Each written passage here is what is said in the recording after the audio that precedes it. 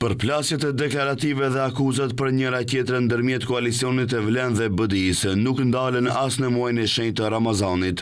Nga Vlen thënë se BDI ka vetëm një mënyrë për të shmangur humbjet në zgjedhjet lokale, që sipas tyre të bojkotojë zgjedhjet dhe të provokojë tensionin në ditën e votimit, ndërsa për të gjitha këto pohime, nga Vlen theksojnë se skenarist është ish-zëvendësministri Artan Grubi.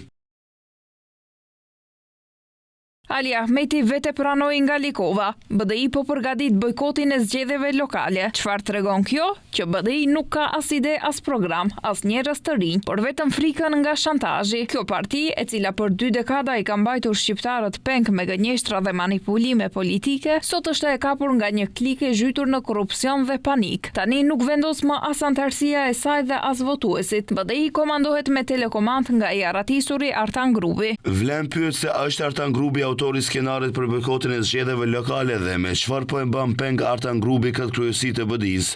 Ndërkaq, nga Bashkimi Demokratik për Integrim, thonë se Vlen është në panik pas skandaleve të korrupsionit, ndërsa për këtë, siç thonë integristët, ata shpifin për të mbuluar të vërtetën.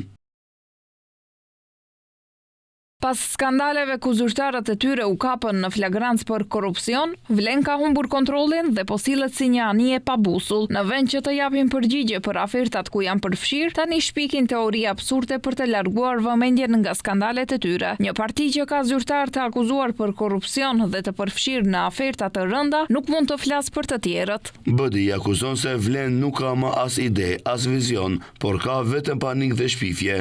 Ndryshe, zgjedhjet lokale do të mbahen në tetor ose nëntor të këtij viti, ndërsa gara mes dy bloqeve politike shqiptare ka nisur herët, madje në opinion kanë filluar të lakon edhe emra të përveçshëm që do t'i prinë garës për komuna të caktuara, gjë që e bën situatën më dinamike.